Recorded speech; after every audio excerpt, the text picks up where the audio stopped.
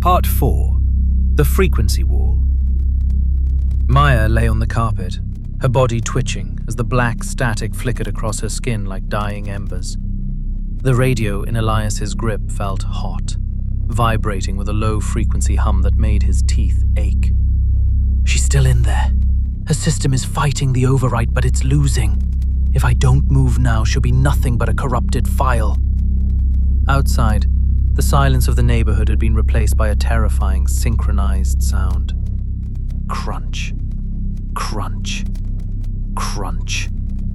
Dozens of feet moving through the wet gravel of the driveway in perfect lockstep. They weren't hiding anymore. They're not just coming for the radio. They're coming to reclaim the node. They can't have a gap in their map.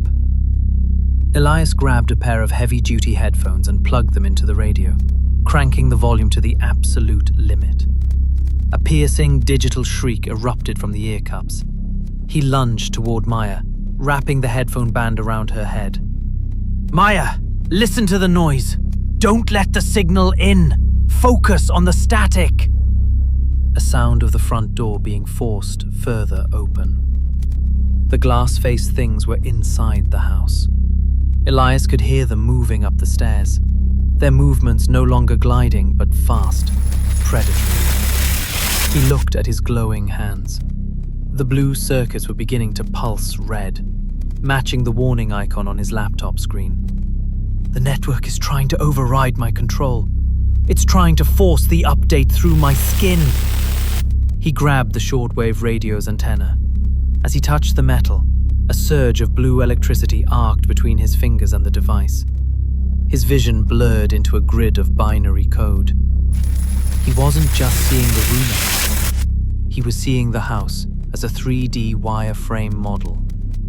And in that wireframe, 3 heat signatures were standing right outside his bedroom door. Conflict detected. Local administrator refusing sync. Commencing hardware reset.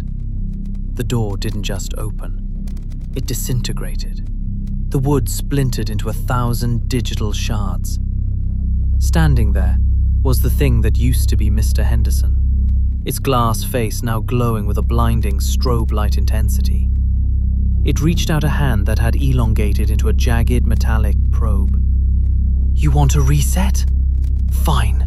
Let's see how you handle a total system crash." Elias slammed his glowing hand onto the radio's main circuit board and twisted the dial all the way to the end of the band.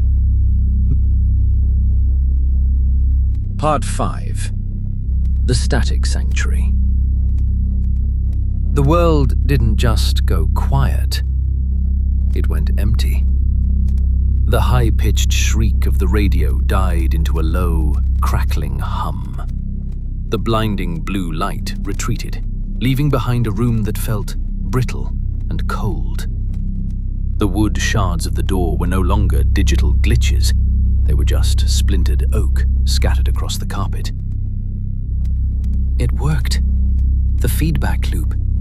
It didn't just crash them. It blinded them. For the first time tonight, we're invisible to the map. Elias looked at his hands. The glowing blue filaments had dimmed to a dull, faint silver, like scars that hadn't quite healed. He crawled toward Maya. She was still, but the black veins had retreated, and the oil-like fluid on her face had dried into grey ash. "Maya, can you hear me? Say something that isn't code, please." "Elias? My head. It feels like I tried to download the whole ocean through a straw." He pulled her up, but as they stood, Elias looked toward the doorway. The thing that used to be Mr. Henderson was still there. It wasn't attacking, but it wasn't gone. It stood frozen in the hallway, its glass face cracked right down the middle. He's stuck in a boot loop, but the streetlights outside, they're turning back on, one by one. They aren't pulsing anymore. They're searching. Elias realized that the radio was no longer just a hobby. It was a life support system. As long as he kept the dial between stations, in that thin sliver of white noise, the house remained a dead zone to the network. If the signal dropped, the update would resume. "We can't stay here. The neighborhood is rebooting, and when it finishes, it's going to run a diagnostic. It's going to find the gap in the signal. It's going to find us." He grabbed a backpack, shoving the shortwave radio inside, keeping the antenna extended. He rigged the headphones so they hung around his neck, the static still chirping like a protective insect. There are more red dots on the map now, all over the country. Oakhaven was just the pilot program. The update is going global. Maya grabbed his arm, her eyes clear but wide with fear. Elias, if the whole world is online, where do we go? Off the grid. We find the other errors. We find the people who didn't sync. Part 6. The Dark Sector. The paved road ended abruptly, swallowed by the overgrown brambles of Blackwood Forest. Elias and Maya stood on the precipice, the transition line between the connected world and the null zone. Behind them, Oakhaven was a grid of perfect, terrifying order.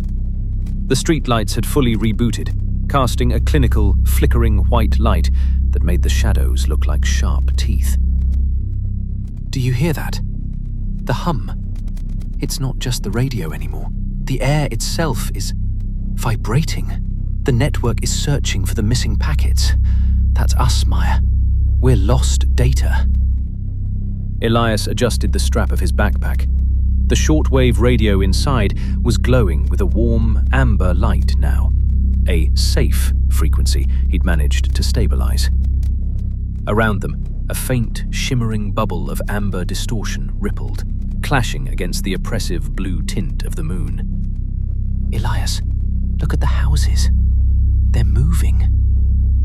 Elias turned. The houses weren't physically moving, but the lights inside were cycling through colors at an impossible speed. Red, green, blue, as if the entire neighborhood was a single giant hard drive defragmenting itself. Suddenly, every door in the town slammed shut at the exact same microsecond. Bang! The diagnostic is over. They've confirmed the gap. We need to get deep into the trees, where the canopy breaks the signal. Run! Don't look at the sky! They plunged into the woods. The forest was eerily silent. No crickets, no owls. The creatures here had either been updated or had fled. As they pushed through the thicket, Elias's radio began to chirp, a new sound, like a bird call made of glitchy synthesizer notes. Wait, that's not a search signal. That's a handshake. Someone else is broadcasting a null frequency nearby.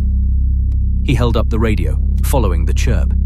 They broke into a small clearing where an old fire watchtower stood, skeletal and rusted against the silver sky. At the top of the tower, a small, flickering campfire was burning, but the flames weren't orange. They were a steady, defiant violet. Identify your firmware. Are you version 1.0? Or are you still running on blood? Elias gripped the radio's antenna, his silver scars pulsing. We're the error in the system. We're looking for the static.